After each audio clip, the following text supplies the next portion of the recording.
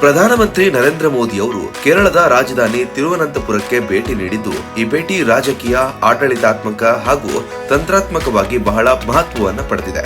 ಈ ವೇಳೆ ಅವರು ನಡೆಸಿದ ಭರ್ಜರಿ ರ್ಯಾಲಿಗೆ ಸಾವಿರಾರು ಜನರು ಆಗಮಿಸಿದ್ದು, ಪ್ರಧಾನಿ ಅವರನ್ನ ನೋಡಲು ಅಪಾರ ಜನಸಾಗರ ಹರಿದು ಬಂದಿತ್ತು.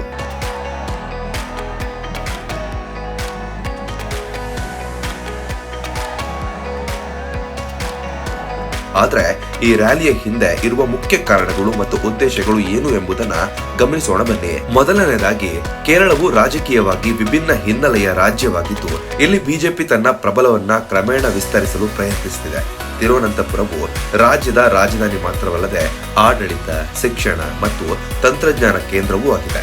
ಇಂತಹ ಪ್ರಮುಖ ನಗರಕ್ಕೆ ಭೇಟಿ ನೀಡುವ ಮೂಲಕ ಪ್ರಧಾನಿ ಮೋದಿ ಅವರು ಕೇರಳದ ಜನರೊಂದಿಗೆ ನೇರ ಸಂಪರ್ಕ ಸಾಧಿಸುವುದು ಮತ್ತು ಕೇಂದ್ರ ಸರ್ಕಾರದ ಅಭಿವೃದ್ಧಿ ದೃಷ್ಟಿಕೋನವನ್ನ ಜನರಿಗೆ ವಿವರಿಸುವುದು ಈ ರ್ಯಾಲಿಯ ಪ್ರಮುಖ ಉದ್ದೇಶವಾಗಿತ್ತು.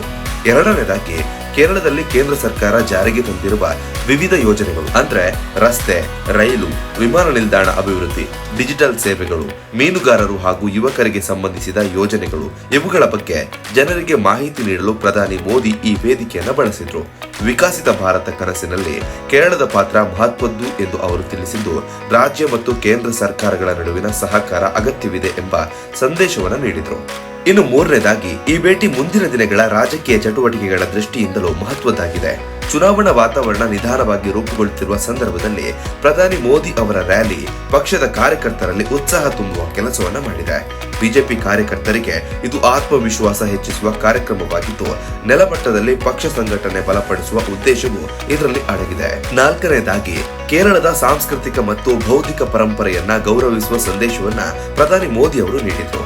ಕೇರಳದ ಶಿಕ್ಷಣ, ಆರೋಗ್ಯ ಮತ್ತು ಮಾನವ ಸಂಪನ್ಮೂಲ ಕ್ಷೇತ್ರಗಳ ಸಾಧನೆಯನ್ನ ಶ್ಲಾಘಿಸಿದ ಅವರು ಈ ಶಕ್ತಿಯನ್ನ ದೇಶದ ಅಭಿವೃದ್ಧಿಗೆ ಬಳಸಿಕೊಳ್ಬೇಕೆಂದು ಕರೆಯನ್ನು ನೀಡಿದ್ರು. ಇದರಿಂದಾಗಿ ಪ್ರಧಾನಿ ಭೇಟಿ ಕೇವಲ ರಾಜಕೀಯ ಭಾಷಣಕ್ಕೆ ಸೀಮಿತವಾಗದೆ ಜನರೊಂದಿಗೆ ಭಾವನಾತ್ಮಕ ಸಂಪರ್ಕ ಸಾಧಿಸುವ ಪ್ರಯತ್ನವೂ ಆಗಿತ್ತು. ಇನ್ನು ಐದನೇದಾಗಿ, ರಾಷ್ಟ್ರೀಯ ಮತ್ತು ಜಾಗತಿಕ ಮಟ್ಟದಲ್ಲಿ ಭಾರತ ಸಾಧಿಸುತ್ತಿರುವ ಪ್ರಗತಿಯ ಕುರಿತು ಜನರಿಗೆ ಮಾಹಿತಿಯನ್ನು ನೀಡುವುದು ಕೂಡ ಈ ರ್ಯಾಲಿಯ ಉದ್ದೇಶವಾಗಿತ್ತು. ಆರ್ಥಿಕ ಬೆಳವಣಿಗೆ, ಮೂಲಸೌಕರ್ಯ ಅಭಿವೃದ್ಧಿ, ಆತ್ಮನಿರ್ಭರ ಭಾರತ ಮತ್ತು ಭಾರತ ಜಾಗತಿಕ ವೇದಿಕೆಯಲ್ಲಿ ಪಡೆದುಕೊಳ್ತಿರುವ ಗೌರವ, ಈ ಎಲ್ಲ ವಿಷಯಗಳನ್ನ ಪ್ರಧಾನಿ ತಮ್ಮ ಭಾಷಣದಲ್ಲಿ ಪ್ರಸ್ತಾಪಿಸಿದ್ರು. ಒಟ್ಟಲ್ಲಿ ತಿರುವನಂತಪುರಕ್ಕೆ ಪ್ರಧಾನಿ ಮೋದಿ ಅವರ ಭೇಟಿ ಕೇವಲ ಒಂದು ರಾಜಕೀಯ ರ್ಯಾಲಿಯಾಗಿರದೆ ಕೇರಳದ ಜನರೊಂದಿಗೆ ಸಂವಾದ, ಅಭಿವೃದ್ಧಿ ಯೋಜನೆಗಳ ಪ್ರಚಾರ, ಪಕ್ಷ ಸಂಘಟನೆಯನ್ನ ಬಲಪಡಿಸುವುದು ಮತ್ತು ರಾಷ್ಟ್ರೀಯ ದೃಷ್ಟಿಕೋನ ಹಂಚಿಕೊಳ್ಳುವ ಸಮಗ್ರ ಪ್ರಯತ್ನವಾಗಿತ್ತು. ಅಪಾರ ಜನಸಾಗರ ಮತ್ತು ಉತ್ಸಾಹಭರಿತ ವಾತಾವರಣ ಈ ಭೇಟಿಯ ಮಹತ್ವವನ್ನ ಮತ್ತೊಮ್ಮೆ ಸ್ಪಷ್ಟಪಡಿಸಿದೆ.